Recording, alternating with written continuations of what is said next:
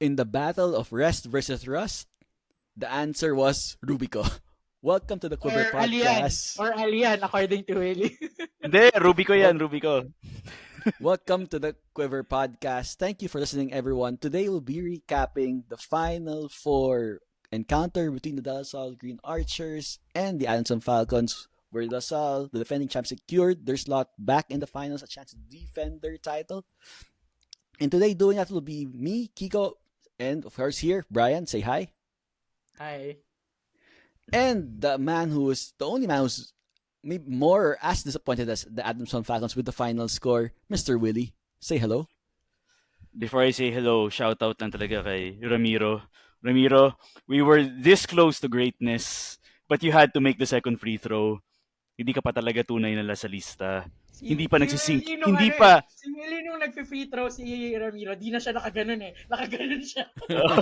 Wala. No, Boo, no, na siya. nung first free throw, sabi ko, yes, nag-miss. Tapos nung second free throw, gumagano na ako, wag mo na ipasok. Bigla pumasok. Sabi ko, naging nice +1 na lang yung score natin. That's what you get if it's a one and done player, Willie. He's still making some of his free throws. Kung 2-3 years na yan, 0 for 2 na yan. So, hindi pala sa lista yung muscle memory niya. Correct. So unfortunately for Willie, but fortunately for us, we won with a score of 70-55. That 70, courtesy of that one free throw by Lian Ramiro. 70-55 win, guys. And today we'll be breaking down that game for you. This big win for the Archers getting back into the finals. But before that, we have a very special announcement here on the Quiver Podcast. We are partnering with Ibarra Watches, Ibarra Manila. And if you see that beautiful watch on the screen, that's the Ibarra Trofeo Green. It's a premium quartz dress watch that blends time, elegance, and contemporary style. It's available at the DLSA office in DLSU, and every purchase, part of those proceeds go to a scholarship fund for student athletes in La Salle. But guys, you don't have to buy it just yet. You can also have the chance to win it for free. How?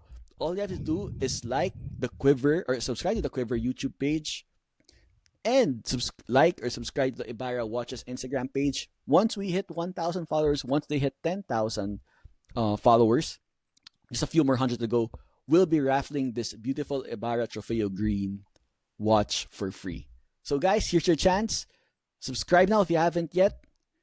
We'll also share it to your friends, share it to your family. So the faster we get there, the sooner we'll be raffling off this watch. It'll be perfect for that game day.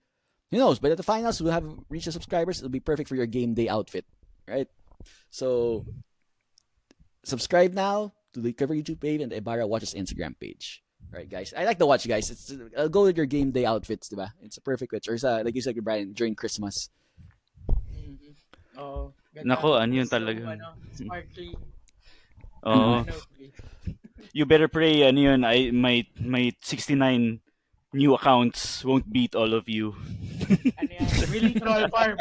Willie Troll Farm. Pero Pwede na ako mag-employ ng mga Vietnamese, ano yun, troll farms.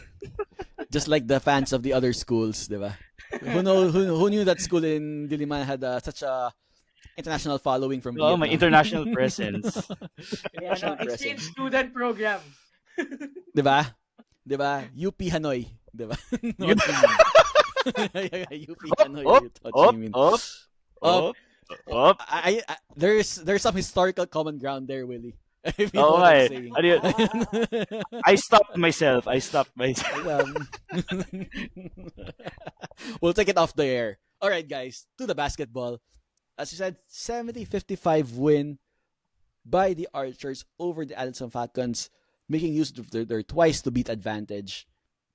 Before we break down the game, guys, Brian, La Salle, we were expected to be here to start the season, right? We were one of the favorites to make it to the finals. What does it mean to you?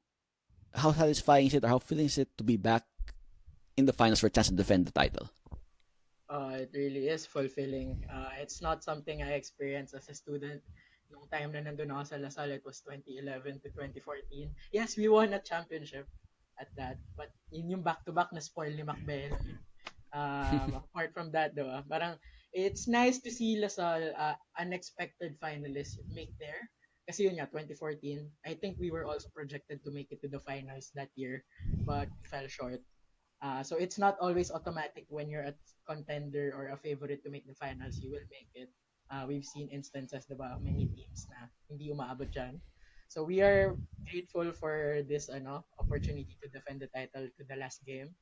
And yeah, it's not something that we should ever take for granted. Kasi tayo, di ba, among us in the panel now, when we were in college, yung Lasal, di naman at the doldrums, di man tayo nag-8th place.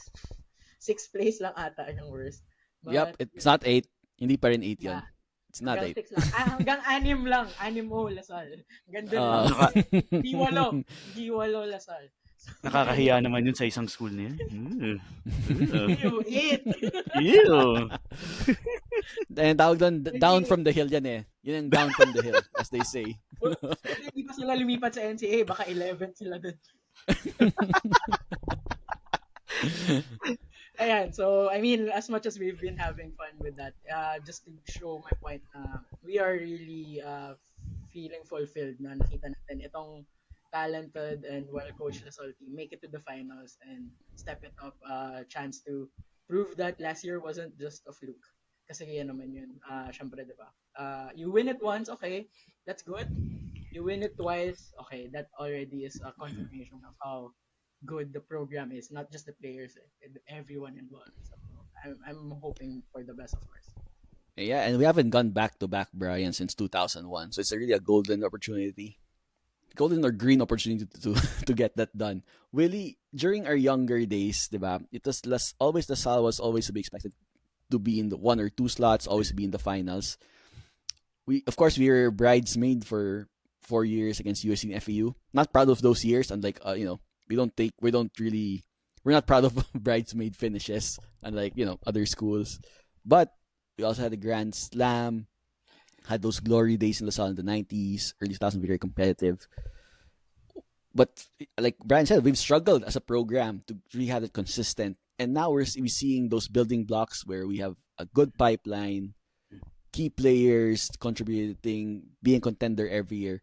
What can you say about the state of the program that now we're back in the finals once again? So I think it could be like a proof of concept that, hey, we're on the right track. Everything's working as a basketball program for LaSalle.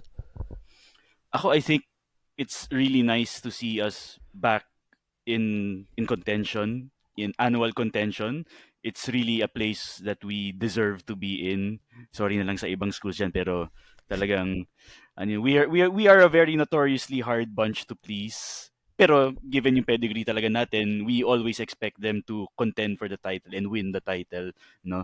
And I really think na we are extremely long overdue to really go for multiple championships nga. Kasi, di ba, Kiko, you mentioned, the last time we went back-to-back was in 2001.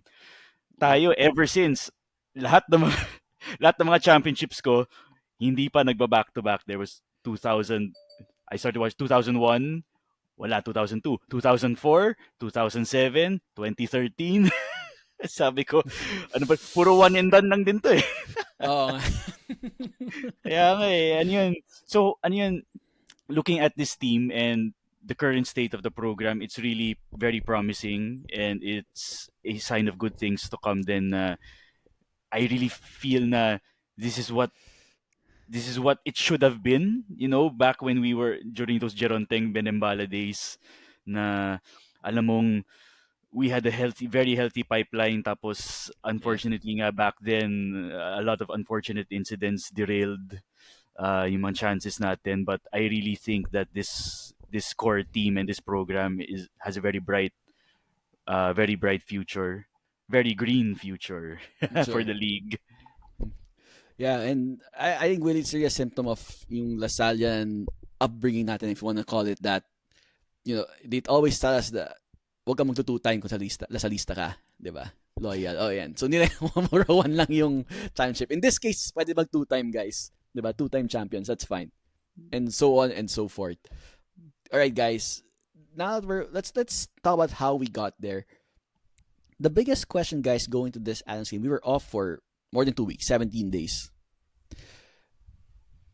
there was KQ was off to his Gilas duty. The guys went off to Cavite for sort of training camp, All if what you places, call it. no? Of all Of all places. Of all places. places, diba? Diba? Deep behind enemy lines, if you want to call it that. Okay, Uh, nag-iba na yata kasi yung Gov eh. Kaya okay na. Okay na. nation- Hindi, sakop pa rin eh. National na eh. national na.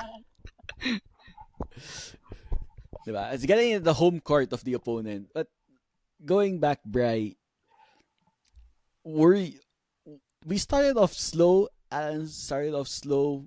I think for the first 3 minutes, 2-3 minutes there, we were scoreless and points had to slowly trickle in that first part, the first period. Was that what you expected to see in terms of having that slow start? Yeah. Kasi diba, we were also watching the first game, UST versus UP. And ganun din yung flow nila eh. But they had Yeah. break, they had a shorter break each. Tayo, ang haba talaga, 17 days. So offense, we were getting looks, but we just couldn't really convert eh. Tapos sabi ko sa ganyan, malamig pa talaga to, of course, having not played. Even if, let's say, may tune up ka with other teams or among yourselves, iba pa rin yung game feel na talaga. But fortunately for us, even if yung offense natin rusty, the defense was there. Would give it to Adamson na yung first 2 field goals nila were Joshua Yero 3-point shots. I mean, I think of the defense would allow that more than the easy baskets sa loob. But then after that, Adamson only scored 7 points, and then we scored up to 18 to end the first quarter. Ang ganda rin yung sequence to close that first quarter. Mike Phillips scoring 4 quick baskets. The last one of those 2 points niya na he forced a turnover and then dunked the ball. It's parang it's nice. Alam mong even if they couldn't really hit their shots initially, they have the hustle, the tenacity, and the determination to make their own baskets. And alam naman natin in this game, in terms of height, lamang Lasal over Adamson. So I think we maximized that. Yeah, there's no really way to simulate, even though they had a training camp, even though they had tune-ups, right? There's really no way to simulate the game, UAP game atmosphere, unless maybe they could have Oreo besties and McDonald's McCafe in between breaks diba? Sa tune-up, Yung Cebu sa Pacific, tune-up nila. yung At Di one Cebu way, Pacific. one way lang yung giveaway, so gagastos. diba? Clark to Puerto na nga, that's one way, diba? So, Willie, in that first part of the ball game, there's a saying that there's no off day on defense. That we could be off on offense, but your defense will always be there. I think that's what Archer showed. Despite the rust, it was defense that kept us in the game. Made sure Allison didn't get an early hot start by getting stuff on defensive end. What do you make of LaSalle's defense earlier during that first part of the game earlier? Well, I mean, it was really a sight to behold. Na, yeah, the first few minutes were kind of cold for the team, but then of course they relied on the defense to produce the new offense, and it really rattled Adamson na ano yun, which was really ano yun, kitang-kita mo talaga eh the way they were defending shots, the way they were forcing turnovers. I mean, si Ochaligre nga eh, like, he had several good looks and siguro may halong malas din sa kanila. Yeah. They had good looks. The shots were online but then it would just rim out or just hit the side. Pero online talaga. So it's really siguro ano yun, a part of it nga was starting to affect na rin yung confidence nila in their shooting. Pero really those forced turnovers, really ano yun, it was like watching yung classic na Lasal na talaga you rattle the team and then they start making mistakes and then people start start going on the break and then that's when you start building up yung offensive rhythm mo. I mean, naka-relax ako kahit pa paano nung kanina. It felt good, man. In that first part, we were missing shots we usually make. Even sila CJ, we were missing point blank shots from CJ. Even KQ was struggling in that first part. It was really the defense that kept us in the game. That's why D LaSalle University, diba? It's the D, as Willie says. It's they want the D. Oh, the D. They want the D. They want the D. Brian, in that scoring off turnover points, able to really seize momentum, seize the game, and never look back in the second quarter. What changed from LaSalle to put a stranglehold on the game against the Falcons? They showed composure. I think, especially in the second quarter. Kasi Adamson inched slightly, 4 points yung gap 20 to 16. And then this is where we have to credit other guys who haven't seen a lot of playing time, like Rubico, and then Konov as well. He shot a three to end the quarter. That really spelled the difference psychologically. To be down 33-17 and 36-17, parang may konting hapde yun for the part of Adamson. Maybe yung tres na yun ni Konov dapat na-review din ng reps para kung 2 points lang yun, 69 naman na score. Uuwing masaya si Willie sana. Hindi, si Ramiro talaga yun. Kasalanan ni Ramiro yun. But kidding aside, maganda yung execution nga nun. I think in terms of offense, I agree that we could have scored a lot more than we did. Kasi 16 out of 36 points in yung field goal conversion natin sa paint. Normally, yung 20 misses na yan, we could have converted maybe 5 to 10 more of those. But then, that's okay kasi at least you're still getting your looks. What's good is we also made it tough for Adamson. They really had to rely on their outside shooting to even just score enough points na hindi nakakahiya. Kasi I think they had 4 3-point shots made in the first half. They only scored 17. So, that's only 5 points from elsewhere. And then maybe parang isa lang yata dun or dalawa lang yung made free throws. So, or parang tatlo if my math would be correct. So parang that's a shame. As in talagang how would you let yourself play like that? But then when you're facing a LaSalle defense, that's really suffocating. I think that's how Adamson players felt in the game. Yeah, couldn't really fault. I think for their part nga, like what Willie said, they were getting some looks. It's just that either it was rattling out, so that was a shame for them. Or maganda rin yung contest Parang yun nga, may mga times na Cedric Manzano thought he had a free look in the basket but then merong huli ni Mike Phillips or ni Kevin Yeah. or ni Leonel. May mga block from behind, the challenge from behind. Atinane also defended Manzano well. I think he had a block that I've seen. Talagang they knew Adamson would stretch the defense by making some of their 3-point shots first. And then eventually they'll go inside, but then that's where they couldn't really capitalize in the first half, and that's where we built a foundation that we wouldn't really surrender until, let's say, in the fourth. Yeah. One of the keys to that run, really, Willie, was Matt Rubico, not Alyan. This is Matt Rubico. Rubico na yan, Rubico. He's earned the name. He's earned to be called this name now. He scored. If you look at the stat sheet, it's not much. He scored 6 points. Not really that much. But he made a big contribution to sparking that run, making those key baskets. I don't know if because the pressures of the MVP race is off, he finally decided to step up. That was the case. But how crucial was Matt Rubico's performance in sparking that run for LaSalle that Brian was talking about? And well, of course, you always want to see your bench players contribute, no? And si Rubico, Yes. tama na yan, You got the name. He's no longer. He's no longer. For context, in the past episodes, we always call him si Alyan. But now, when we won against UP second round. Yan. Now that he's higher on the stat sheet, I think Willie's gonna get his name right. May Alright, go ahead, distinction Willie. na. Oo nga, kanina feeling ko talaga, masyado yung dinibdib na pinagkamalan ko siya for someone else, nagtanim ata ng sama ng loob. We saw you in lower box earlier, but I have a point to prove. But yeah, it's really nice to see. yeah, but it's really nice to see, bench players to when their number gets called up to really step in and step up, no? And si Rubico, when he started that run, I think it really during that group that similar to the UP game, no, he didn't play much during that stretch, but similar to this one, he played a lot more minutes. But in that stretch, it was really quality minutes, no.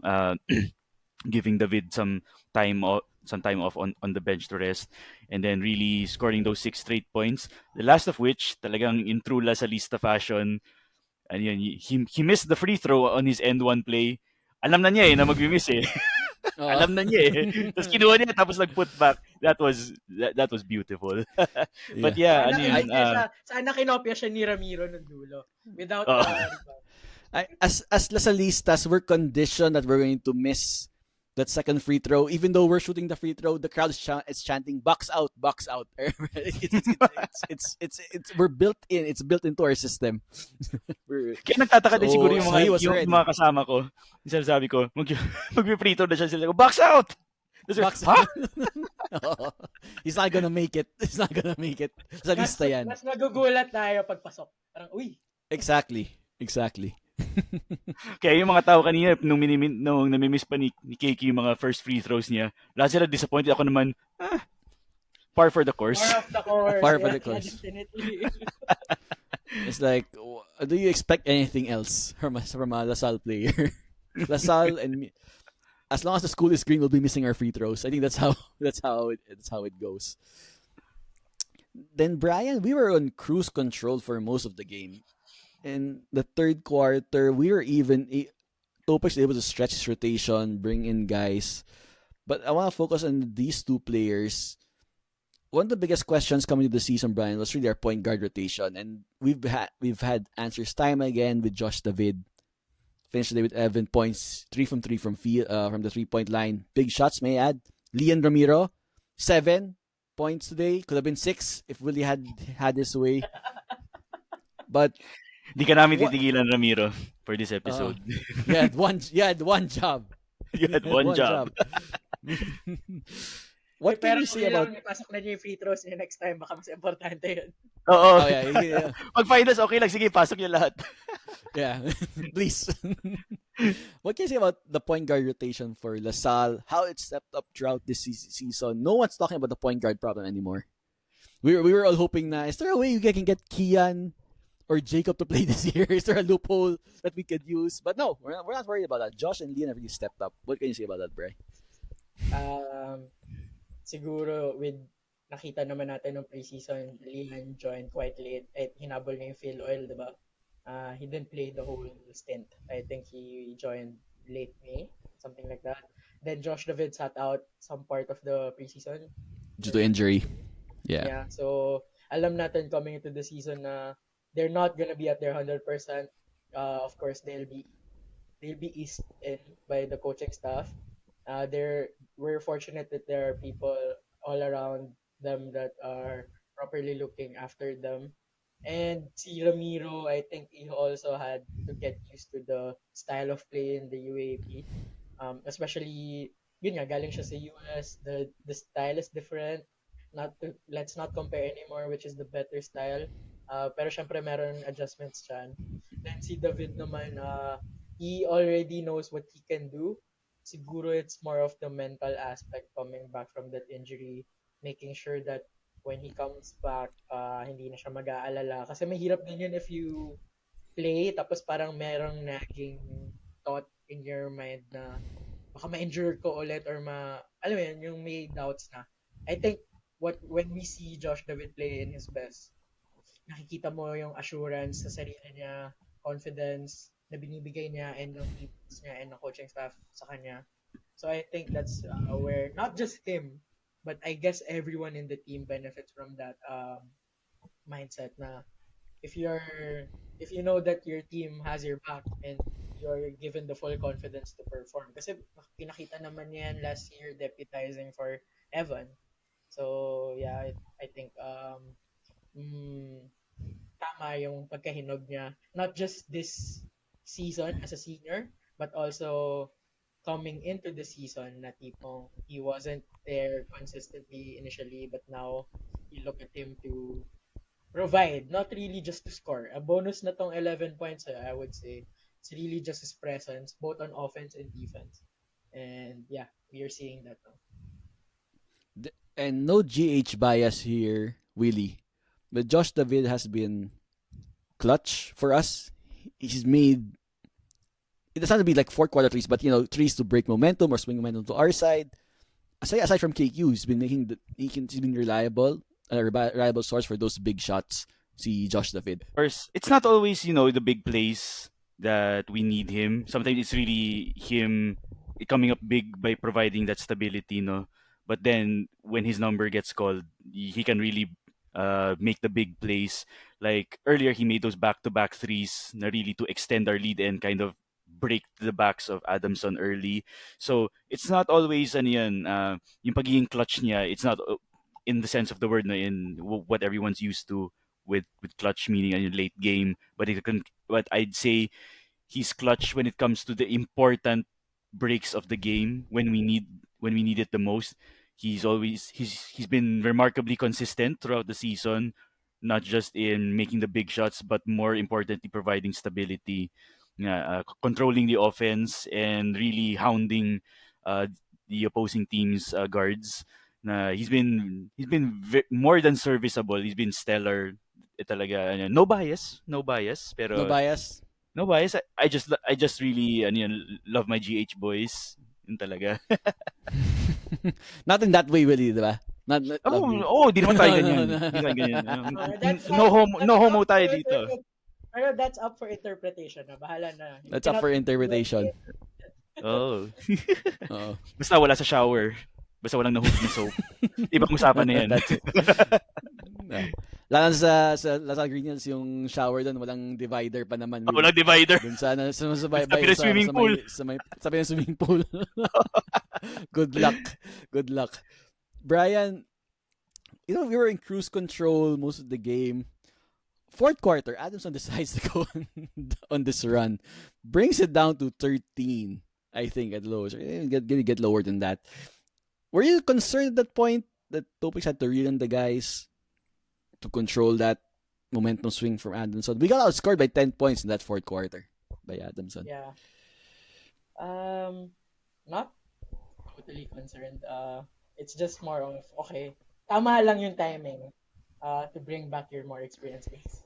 Siguro nainis din sila Kevin nun and Mike. Parang, I thought we're done for the day, but here we go again.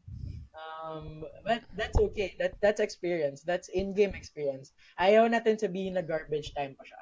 Kasi at that point, Adamson was making the last stand. So, to those players on the court at that time, they made the run.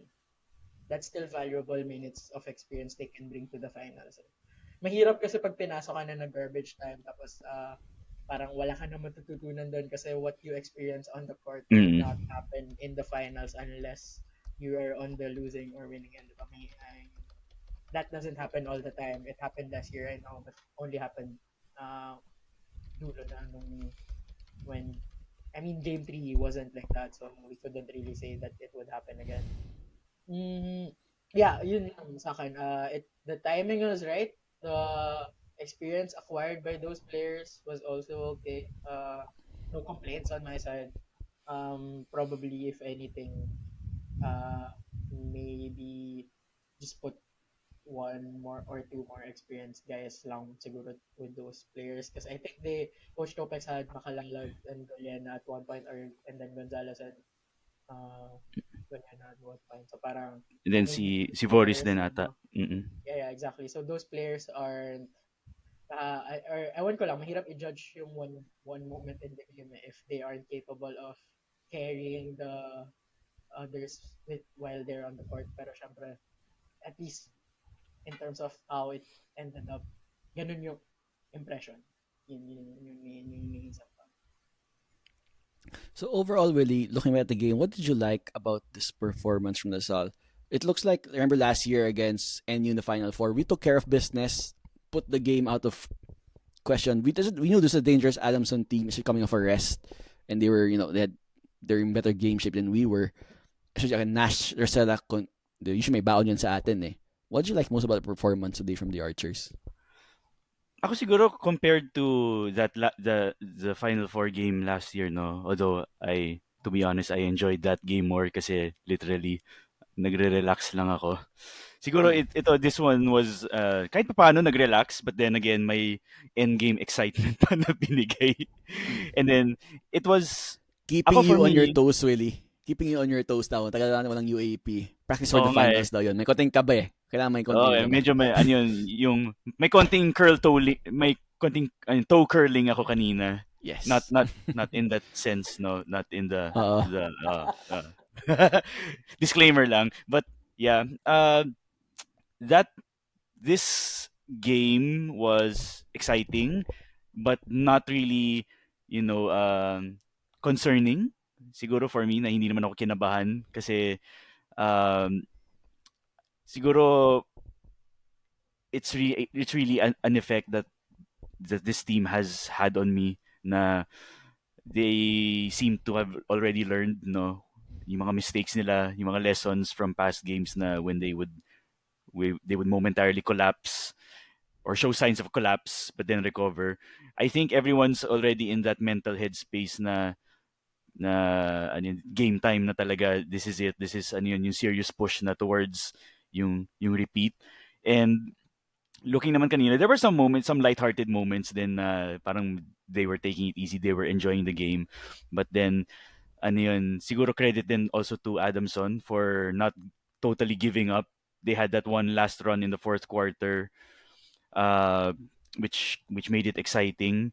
But then, yeah, most of the game it was kind of it was a nice change of pace. Then, na you know this team is locked in, eyes on the prize, and then kahit nga yung bench players they were given value those minutes on the third Mm. leading to the fourth ang valuable nga din yun eh.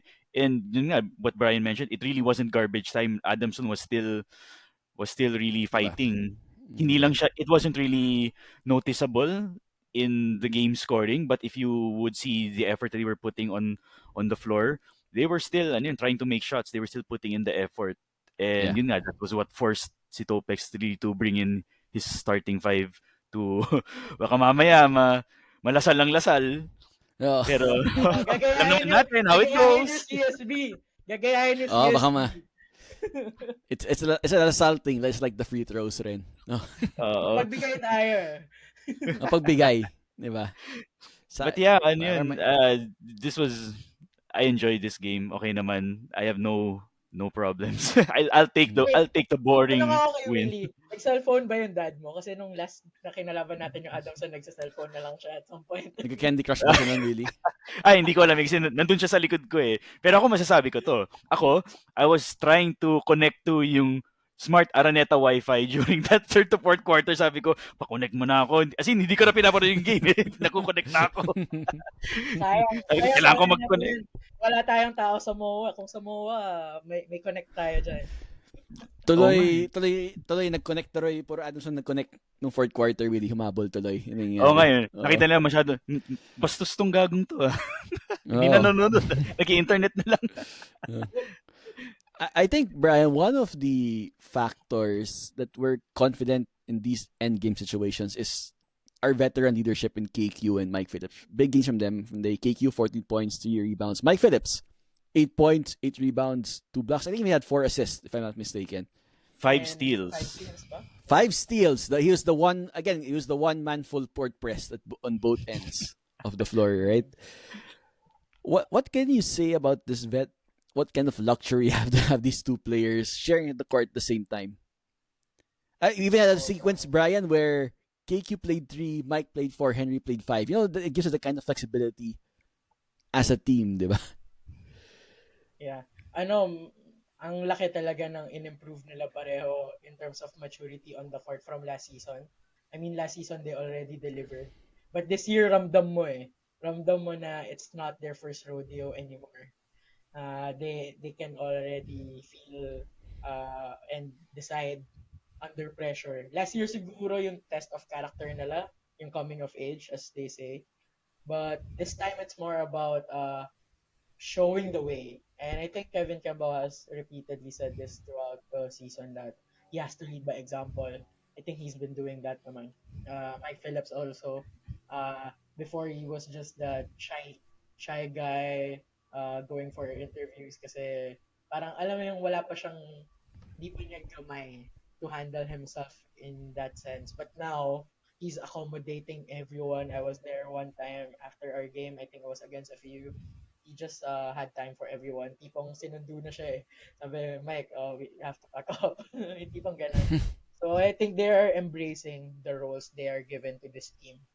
And this is a big luxury for us kasi I think that's also one aspect that we lacked in previous Lasal teams that fell short. Yung tipong owning up and leading a group of talented players. Kasi lahat naman sa team natin may ibubog eh. It's just a matter of having those right individuals. And among that, I will also include Josh David. Maybe he's the more silent leader. I think he also has a good command of his colleagues in Lasal. So that's and I think he's also highly regarded among the players kasi syempre senior, 'di ba? And then uh parang even Kevin tags Josh as a kuya. So isipin mo na lang yun. There's that respect, seniority, well earned. And yeah, to have these leaders in our team, it's an extra edge. Kasi talent nga, we already have it. But that's for naught if wala kang uh, leadership in God through. Yeah, so for me that's refreshing and may the torch be passed kung meron man hindi nababalik. Pero let's see. Wag naman sana. Wag naman sana. Yeah, balik lang kayo. Come again. Oh, alam mo naman, we really like them to come again. Again. Again. To come. Yeah. Okay. Before we get in trouble again, to end a discussion on the Final Four, if you know this, it's obvious in person, it was obvious on TV as well that Topex is really intense. He was trying to really put energy in the game. He even got a technical during the Yeah. game earlier. Uh-uh. What did you make of the mindset or the energy that Topic was trying to give his team to not relax, not not take things for granted? Nako, ano yun, masasabi ko lang, advice ko lang kay Coach Topex, baka in danger ng kanyang motivational speaker reputation, no? Baka projecting the wrong impression. De, joke lang. I But don't think yeah, he can't put league leader in technical fouls on his CV. I don't think it'll look good for motivational speakers. but yeah, ano yun, it's nice to see. Say you would, I think everyone's used to seeing si Topex being that calming presence, no, uh, in the post game interviews and even on the bench during games. But ano yun, it's I think it's also refreshing, for lack of a better term, to see him all riled up, really trying to push the guys, no, and fighting for them, lalo na when the players are on the receiving end of bad calls. Yun nga, I think that if I remember correctly, he got a technical. I think that was right after the sequence where si Henry was going for a putback layup, I Yeah, think, and then ang daming contact. There was no call. I think that was the one. Correct me if yeah. I'm wrong, but There was a sequence like two or three calls didn't go our way. mm-mm. So I think that's when that got triggered. That's when he got triggered during that sequence. Yeah. And you always would like to see that in your coach, no? Someone who's looking out for you, fighting for you, really letting everyone know when ano yun, oy, sinasaktan mo na yung mga boys ko, ganun. So, uh, heading into the finals, alam naman natin it's going to be another emotionally charged outing for us, and seeing him really get this intense, it bodes well. Also, I think na to really motivate the boys and get them into this fighting spirit na uh, although ano yun nga, he has a calming presence, but when you're going up against a team and ano yun, yung crowd that they bring, no, um, you would want to show some fight also. Show them na you're not going to be a pushover. Lalo na sa mga, alam mo naman, yung mga galawang, I'd rather not say, pero, Redacted. redacted. But yeah, ano yun, it's nice to see si Coach Topex really fighting out there, making sure na, ano, letting everyone know na if there's something wrong, and he disagrees with it, he's gonna let you know. Makita mo nga Okay naman lang eh, naman buti. yung okay lang naman yung fighting, wag lang maroons. Oo. Maroons. Oh, baka naman kasi sasabihin na naman nila may ano yun, exchange of baka may Bodily exchange of fluids. bodily fluids na Bodily naman eh. fluids. Brian, talking about some old friends we'll be meeting in the finals. We'll be previewing the finals on our Thursday midweek episode, releasing on Thursday. So watch out for that. But, Bri, look what happens here. UP played UST in the 2 versus 3 matchup. It was close that first half. UP then eventually seized control in the second half. Very similar story to how their elimination encounters went. What did you make about the performance earlier from UP? Or maybe what did you make of that Final Four matchup? We already touched on Takes to Vic nung preview episode. I think yun nga, it showed kanina na UST couldn't get everyone clicking. There's always a depth issue. I think what UP did quite well in my perspective is na-limit nila yung core. Kasi 'di ba, coming into that game, parang expected na output ni Tongkara this much, output ni Padrigao this much, output ni Cabanero this much. But kanina sila yung hindi nag-deliver eh. I mean, as much as people will say na kulang yung depth ng USD, kanina ang missing links nila yung key guys nila. Cabanero Yeah. had 4 fouls. I He couldn't struggled. I couldn't recall if he graduated. Parang hindi naman yata. But Yeah. Fortsky got thrown off for a flagrant foul as well. Yeah, So dalawa that handicapped yung them. unsportsmanlike. And then Tongkara was well marked. I think credit to their big men ng UP. But then Tongkara also didn't get his groove. He had some good looks from perimeter. And then ang dami niya yung mga putbacks na hindi lang din pumapasok. So maybe not his day. I don't really know. And if we're just gonna look at UP and how they cope with that UST team, I think they did well considering na hindi ganun kalalim nga yung UST. To be fair to UST, ang nag-step up, sina Crisostomo, Manaytay, Pangilinan to an extent. Those guys that I think coming into this game, people would say na if gumawa sila and then gumawa yung key guys, maybe UST could have won. But then they didn't. Ang iniisip ko is they're gonna have a bigger headache against Lasal. As we've seen from this game, Dolian and Makalalag didn't even score, but there are games that sila naman yung gumagawa. So parang it's all a matter of contribution by committee nung iba. And I think Mike Phillips, Kevin Cambao, meron silang expected outputs in games. Like you expect 8 to 12 points at least from them each. But with what we've shown in this game is hindi lang limited yung offense natin sa kanila.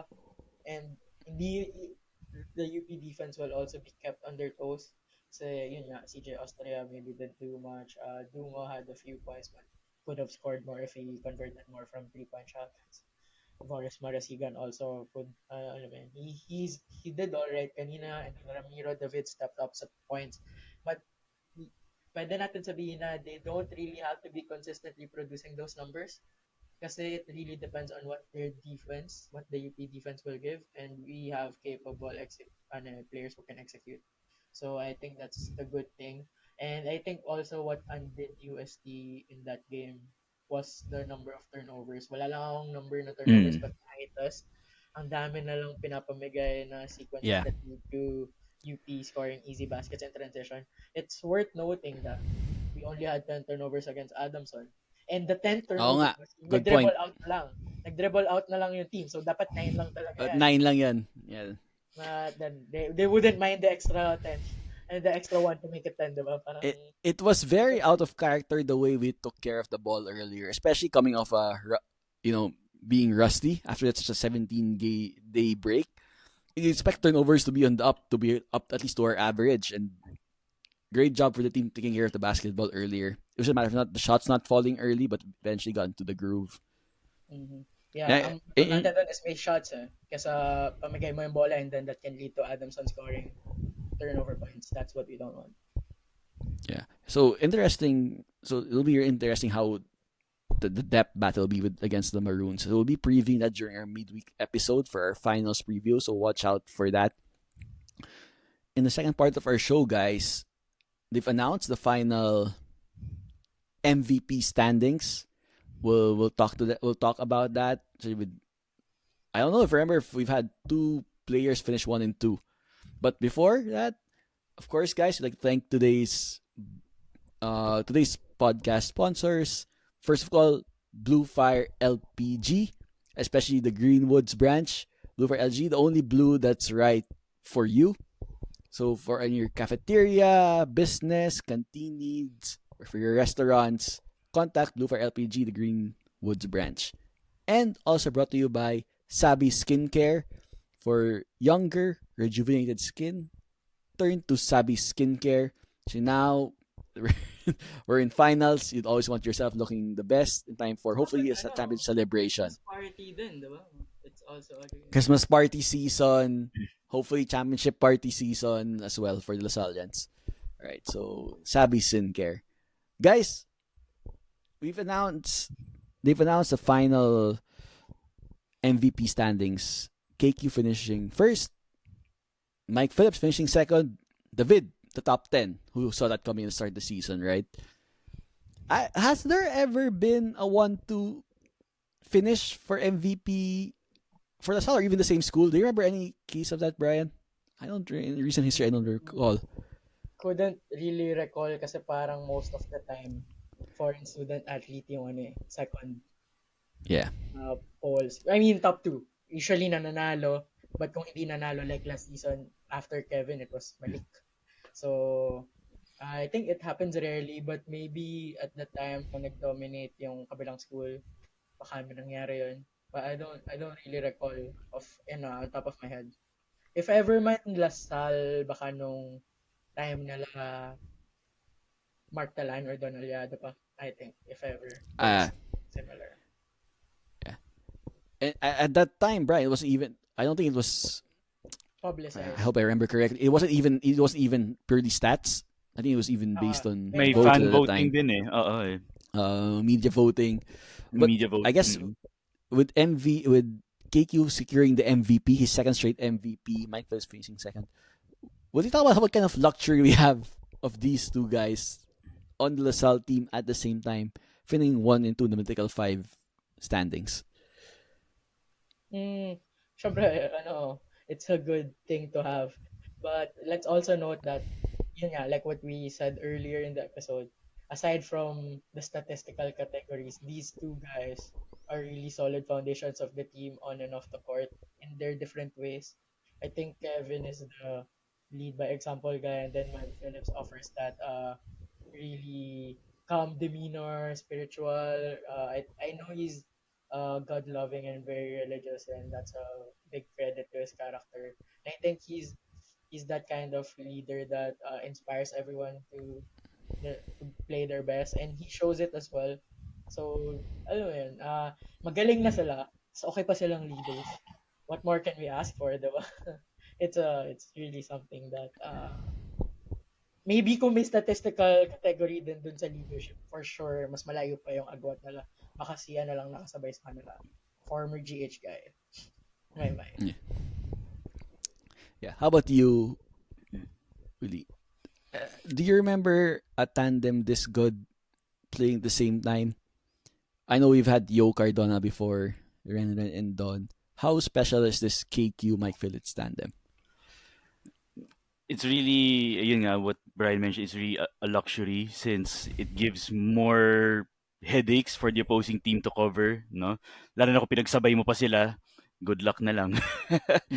And ano yun, whether you play them at the same time or one coming off the bench, it's really a luxury and a massive, siguro, a matchup problem daw because you take one guy out, someone's gonna come in. What if both of them perform at the same time? So parang pick your poison na lang. But then as a fan, it's really, I don't know, it's like, hindi ko ma-explain eh. It's really, the times that we've had those kinds of teams are kind of few and far between. We've had some indications then of yung mga past players natin who had the potential really to be one, two, or three of those kinds of guys. But I think the last time we had a combo this potent was with Jeron and Ben. Ben. Yeah. Oo. That Mayhem team was scary. Pero this one is even scarier, I think, for me because more than the talent, there's this, you know, may pagka-family, there's this close, tight-knit bond between the players that they hold each other accountable. So it's not really just a matter of KQ and Mike being the top one and top two. It's anyone else in this team when someone struggles, they can be that top dog, they can take that number one and number two spot, but really to have that consistent one and two in Kevin and Mike, ah, ang sarap ng feeling. And I don't know, going back to that family atmosphere, really, well, si KQ daddy talaga. So, pamilyado, as in, family atmosphere talaga when it Oo. comes to that. So kailangan na natin malaman kung meron na silang caregiver o caretaker para sa anak, no? Kung sino sa mga players Babysitter. yung Yun. Baka kaya hindi naglaro si Isaiah kasi baka pagod. Kakalaga ng baby nung ano. Ano yan? State Farm assist. State Farm assist. Sis. And congrats, guys. Both of you predicted KQ will both be MVP. I picked Mike to be MVP, so that came correct in our predictions from our preseason predictions. Almost KQ, na rin sa'yo. Almost. Number 2. KQ finished with his second MVP, joining a very exclusive group of UAP players to have back-to-back MVPs. Speaking of LaSalle, he's among the greats of Jun Limpot, Mark Telan, Don Aliado, all these LaSalle bigs. Then Ben Embala coming in there in recent times. I guess we can go to our Derechuhan hot take of the day, brought to you by Blue Fire LPG. We hadn't talked about this earlier, but Brian, Willie, maybe we can twist that question a bit. Because we were talking about having Kikyo among his place among this LaSalle big men. When I was watching the game earlier, I just realized that Kikyo isn't just a big man. He plays a guard, he plays forward, he can play center. And being on the names like Limpot, Talian, Aliado, Ben, is KQ, at least in UAP history, is he the most unique or well-rounded all-around player we had in LaSalle's UAP history? How about you, Bri? You can go ahead. Kasi let's say Limpot, Talan, Aliado, they played at a time na ang traditional ng trabaho ng big men. Yeah. They usually post up, get rebounds. Back to basket. May kilala tayong ganyan na sinasabi na modern big siya eh. Ganyan yung style. We'll be playing him in the finals. So we'll see. He is good. He's good, pero modern. Jun Limpot was already doing it in 90s. Diba? Yeah. He was a modern big man. He's saying modern big man that's Gilas ready. That's the complete line. That's the complete hype line if you're going to do the press release, Brian. Yep. Baka Gilas the other ready. school. Okay. Baka Gilas ready. Yeah. Anyway, Baka may kulang pa yan na circa 1990 ano. By definition. Anyway, ayan, going back to that discussion, yun nga, those guys played traditionally. Kasi, at that time, kung kita mo si Jun Limpot suddenly bringing down the ball or suddenly making plays sa top of the key, syempre, magugulat yung mga tao, parang, why is he doing that at that time? And then, same for Aliado and Talan. Maybe, mas may konting leeway as the game was evolving, but I don't think it was that visible in that period. Ben Embala, we saw him a few times do that. But then, ang dami rin natin point guard at the time. So, hindi naman niya kailangan gawin yung playmaking and facilitating. So, yes, I think Kevin is the most well-rounded big man among the five. But is he the most well-rounded player in LaSalle? Going beyond those big men? Going beyond? You think of the Cardonas, the Yos, Ritualos, Jerons. In terms of where his career is at the moment, it's a good shout. But then yun nga, if Kevin played at an era when Yo or Cardona or Cortez, Ritualo played, syempre iba rin yung role na ibibigay sa kanya. So I think he the overall thought I have is he's lucky and blessed to be playing at this time. Kasi nakuhuna yung skills niya. Not just to be a big. Na talagang 1 to 5 if kaya malaruin in college. Kasi pagdating nung Gilas, I think he was more of a 2 and a 3.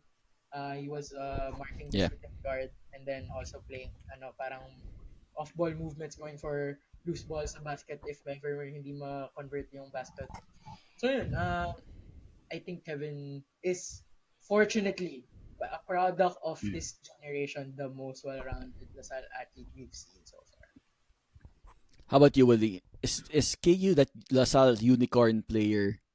When you look at our history, our bigs, our guards, only he can do what he does. Ako, I think yes. I think the closest comparison for me, for Kevin would be si Cardona in terms of Mm. purely scoring or in terms of yung offensive output niya really being that triple threat. I guess the closest comparison would be si Cardona, but then again, ano yun, si Kevin is a league on his own for his generation nga na parang walking mismatch siya eh. you for his size and for his size alam mo talaga big man talaga siya eh. But then again, you would see him nga playing in Gilas, playing the 2, the 3. Hell, if he wants to, he can play point guard talaga eh. Nasa play style Oh din yeah, talaga yun eh. definitely.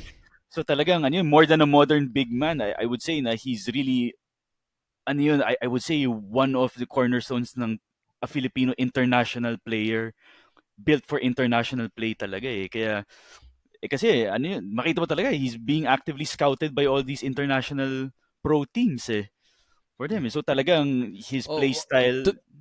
to those international scouts, di yun magaling. Huwag niyo kunin. Oh, ano Huwag yung niyo kunin. sinasabi? Oh, hindi magaling yan. Oh, Hindi hinahype magaling lang yan si namin KQ. yan. Oh, hinahype Wala lang Hindi namin magaling pero yan si wala yan, KQ. wala yan. Wala yan, di magaling yan. Timo, di nakaka-free throw eh. Huwag niyo Oh, kunin si KQ. banu pa yan hanggang next Yeah. year. Ba yan? Oh, pero Kevin, joke lang if ever umabot ka sa part na to ng episode, joke lang eh. Oh, we're doing this for you and for us. It's for your own good. It's And for our your good own as good. well. Well, as we all say, sa nakita ko sa records kanina, wala pang nag-back-to-back MVP sa regular season. Sa Oh. ng UAAP. Oh, Kevin, wala pang nag 3 straight MVP hindi, wait, sorry, hindi. Isa pa lang nakaka 3 straight MVP. Finals MVP. MVP hindi ba si Limpot? 3 straight? Hindi ba siya nag 3 straight? 2 straight lang. 2 straight lang ba? Ayun. Don't you want to remake history? Make history. Really leave your mark. Diba?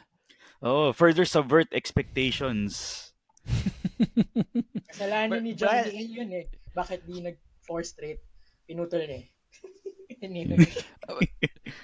Well, Brian, that brings us a good point. No? At the end of KQ's LaSalle career, hopefully after 3 years, not 2.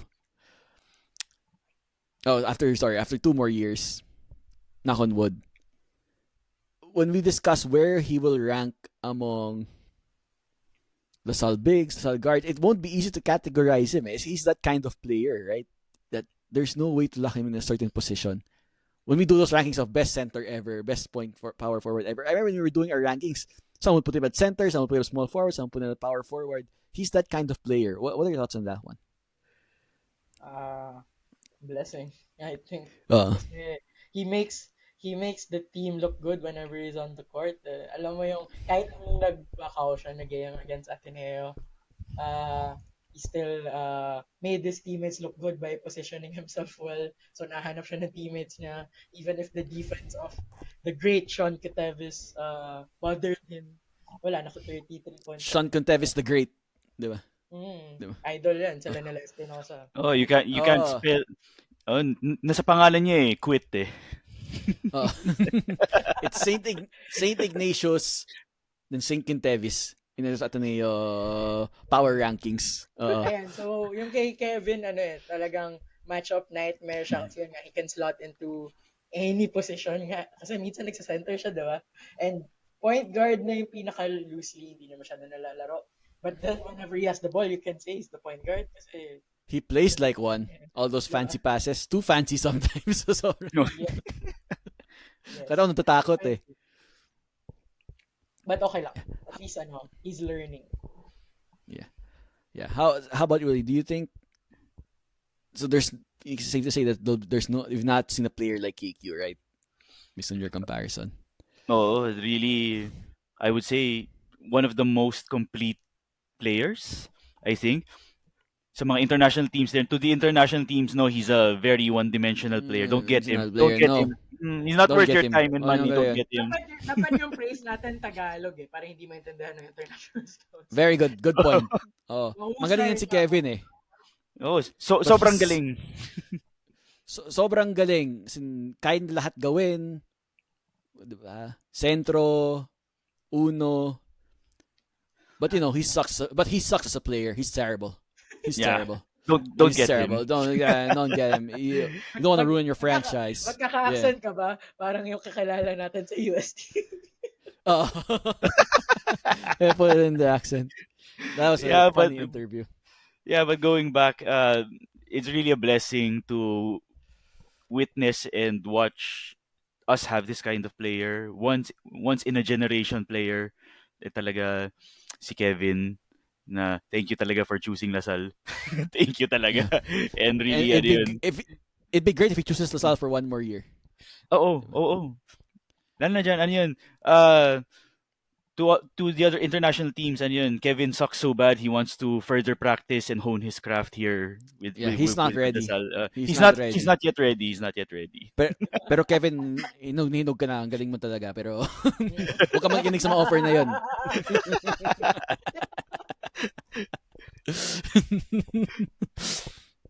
Alright. Hopefully that doesn't go on Google Translate. Di pa kaya ng ChatGPT yan, di ba?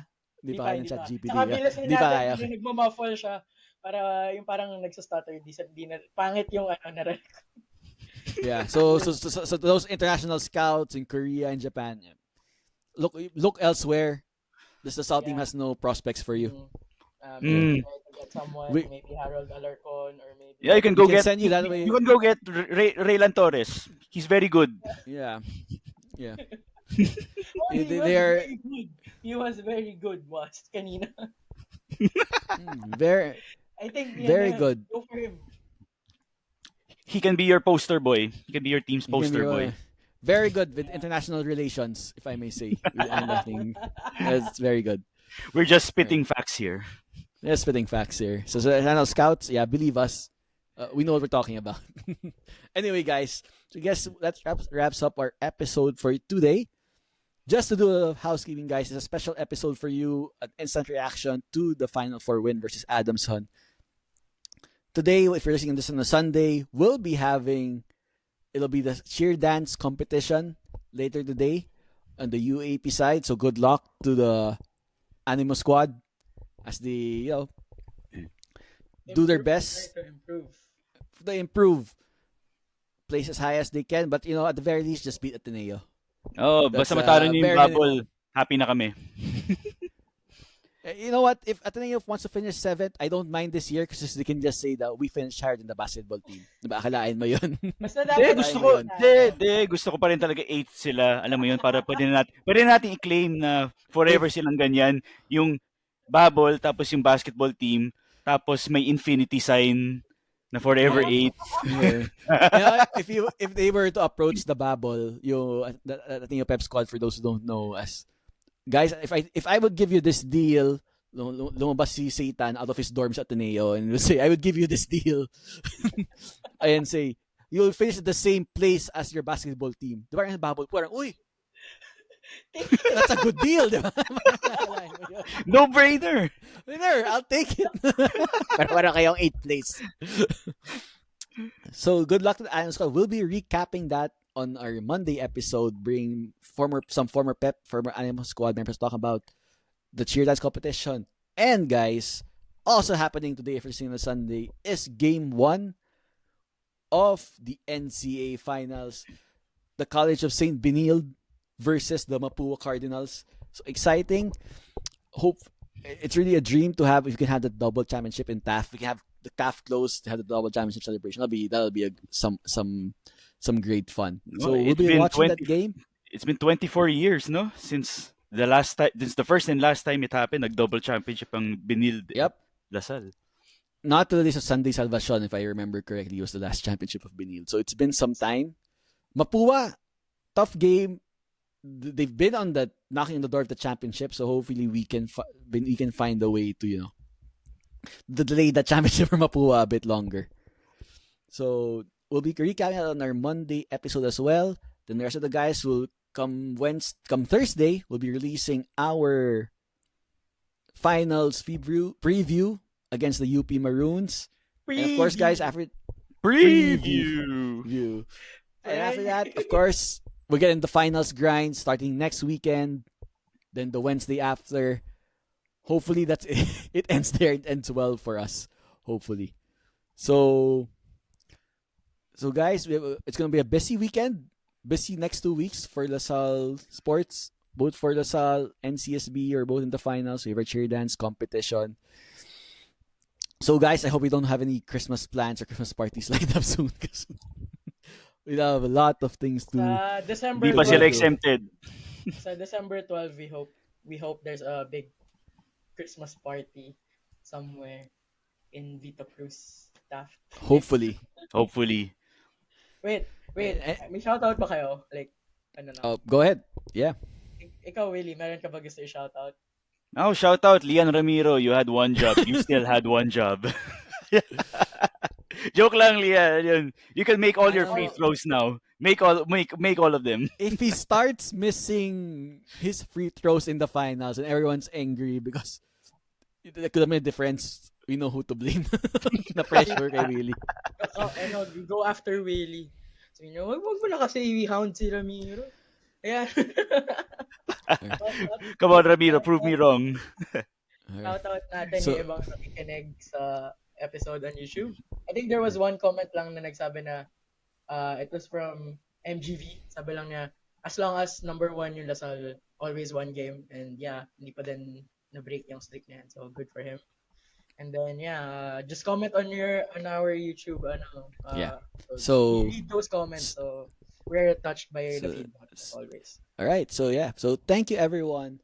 Don't forget, please subscribe to our Quiver YouTube page and also follow the Ibarra Watches Instagram page. Once we reach 1,000 followers, once they reach 10,000 followers, just a few more hundred to go for both, we'll be giving away that really beautiful Ibarra Trofeo Green watch. How fitting. How fitting. So follow, comment on our pages. We love to hear from you, your thoughts on the finals. So it'll be exciting few weeks together for all of us. So Willie, Brian, thank you for listening. Everyone, thanks for joining us. So we're back in the finals. Hope we can go back to back. Hopefully CSB gets its first title after how many years? Okay, guys, and let's do something a bit special given we're both in the finals. And as we always say, animo Benilde. And animo LaSalle. So, thanks guys for listening. We'll see you soon.